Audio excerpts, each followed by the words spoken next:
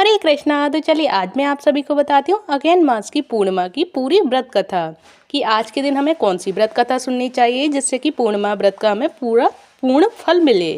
तो चलिए जान लेते हैं अगहन मास पूर्णिमा की व्रत कथा कि आज के दिन हमें जो कथा सुनने मात्र से ही सभी प्रकार के सुख समृद्धि और सभी प्रकार के पाप हमारे धुल जाते हैं, यानी कि सभी प्रकार के पाप हमारे नष्ट हो जाते हैं इस पूर्णिमा व्रत की कथा सुनने मात्र से। तो चलिए जान लेते हैं इस कथा की पूर्ण जानकारी और इससे संबंधित सारी जानकारियां कि पूर्णिमा व्रत हमें क्यों करना चाहिए और क्या फल प्राप्त होता है इस पूर्णिमा व्रत के करने मात्र से। तो चलिए अब मैं आप सभी को सुनाती हूँ अगहन मास पूर्णिमा व्रत कथा कि पूर्णिमा व्रत कथा के अनुसार द्वापर युग में एक बार माता यशोदा ने अपने पुत्र भगवान श्री कृष्ण से कहा, हे कृष्ण, तुम संसार के रचयिता और पालनहार हो। आज मुझे कोई ऐसा उपाय बताओ जिसे करने से स्त्रियों को सौभाग्य की प्राप्ति हो, साथ ही उनकी सभी मनोकामनाएं पूर्ण हो जाएं। तब श्री कृष्ण भगवान ने कहा, हे माता, मैं आज आपको एक अचूक उपाय विस्तार से बताता हूँ जो स्त्रियों को सौभाग्य की प्राप्ति के लिए 32 पूर्णमासियों का व्रत करना चाहिए। और इस सौभाग्य की प्राप्ति के अनुसार मैं आप सभी को अगहन मास पूर्णिमा व्रत कथा सुनाता हूँ। जो इस धरती पर एक राजा था जिसका नाम चंद्रहास था। वे अनेक प्रकार के रत्नों से परिपूर्ण कातिका नाम की नगरी पर राज करते थे। उसी नगरी में एक धनेश्वर नाम का ब्राह्मण रहता था जिसकी स्त्री अति सुंदर और रूपवती थी। उस ब्राह्मण के घर में धन धान्य आदि की कमी नहीं थी, लेकिन उसकी कोई संतान न होने की वजह से वह हमेशा दुखी रहता था। एक दिन उस नगरी में एक तपस्वी ब्राह्मण आए। वह तपस्वी उस ब्राह्मण के घर को छोड़कर सभी घरों से भिक्षा लेता और अपना पेट भरता था। एक दिन तपस्वी भिक्षान्न को प्रेम पूर्वक खा रहा था कि ब्राह्मण धनेश्वर ने योगी को यह सब कार्य करते देख लिया। फिर धनेश्वर योगी के पास जाकर बोला, हे महात्मन, आप सभी घरों से भिक्षा लेते हैं लेकिन मेरे घर कभी नहीं आते। मैं इसका कारण क्या जान सकता हूँ? तो योगी ने कहा कि निसंतान के घर की भीख पतितों के अन्न के तुल्य होती है, और जो ऐसे में जो भी पतितों का अन्न खाता है वह भी पतित हो जाता है।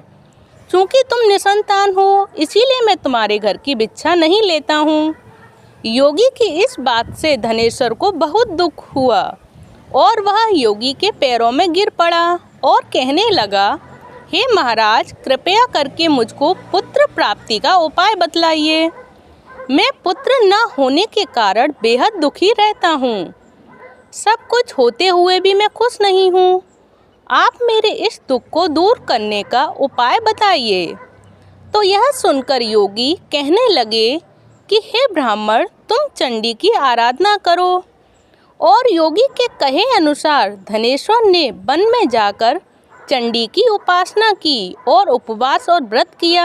और तब चंडी ने 16वें दिन उसे सपने में आकर दर्शन दिए और कहा, हे धनेश्वर, तेरे पुत्र होगा, लेकिन वह 16 वर्ष की आयु तक ही जीवित रहेगा।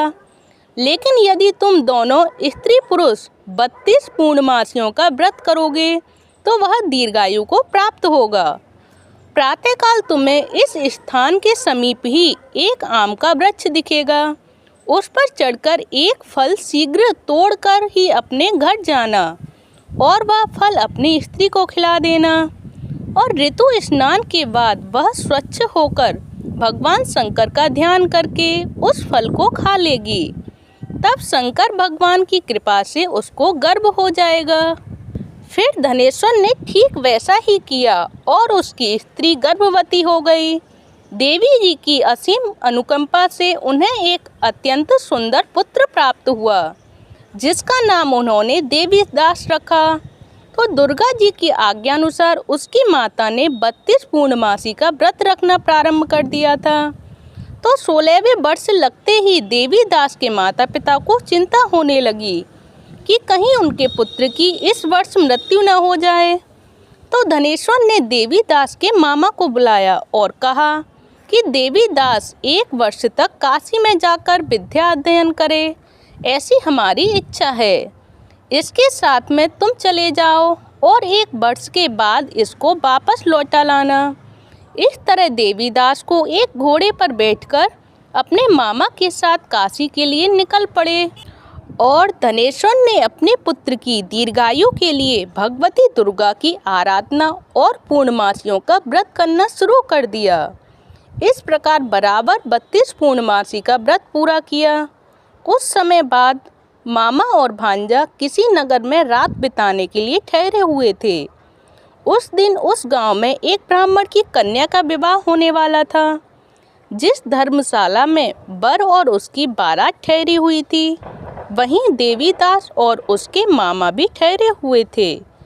संयोगवश कन्या को तेल आदि चढ़ाकर मंडप आदि का कृत्य किया गया तो लग्न के समय वर को धनुर्वात हो गया और तब वर के पिता की नज़र यह देवीदास पर पड़ी और उन्होंने सोचा कि ये मेरे पुत्र जैसा ही सुंदर है, मैं क्यों न इसके साथ ही उस कन्या का लग्न करा दूं और बाद में विवाह के अन्य कार्य मेरे लड़के के साथ हो जाएंगे। तो ऐसा सोचकर वर का पिता देवीदास के मामा से जाकर बोला कि तुम थोड़ी देर के लिए अपने भांजे को हमें दे दो, और उसने अपनी योजना उन्हें बता दी। तब उसका मामा कहने लगा कि जो कुछ भी मधुपर्क आदि कन्यादान के समय वर को मिले वह सब कुछ हमें दे दिया जाए, तो ही मेरा भांजा इस बारात का दूल्हा बनेगा। और यह बात वर के पिता ने स्वीकार कर ली और इस तरह से देवीदास का विवाह उस कन्या के साथ हो गया। पत्नी के साथ वह भोजन न कर सका और अपने मन में सोचने लगा कि न जाने यह कैसी स्त्री होगी। लड़के को ऐसा करना सही न लगा और उसकी आंख में आंसू आ गए। तब वधू ने पूछा कि क्या बात है, आप इतने दुखी क्यों हैं? तब उसने सब बातें लड़की को बतला दी। तब कन्या कहने लगी कि अब हमारी शादी हो गई है, तो हे देव, ब्राह्मण और अग्नि के सामने मैंने आपको ही अपना पति बनाया है, इसीलिए अब आप ही मेरे पति हैं और अब मैं आपकी ही पत्नी रहूंगी, किसी अन्य की नहीं होंगी। फिर तब देवीदास ने कहा, ऐसा मत करिए, क्योंकि मेरी आयु कम है और मेरे बाद आपकी क्या गति होगी।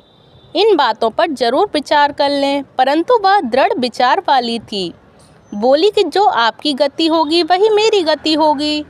इसके बाद देवीदास और उसकी पत्नी दोनों ने भोजन किया और शेष रात्रि वे सोते रहे।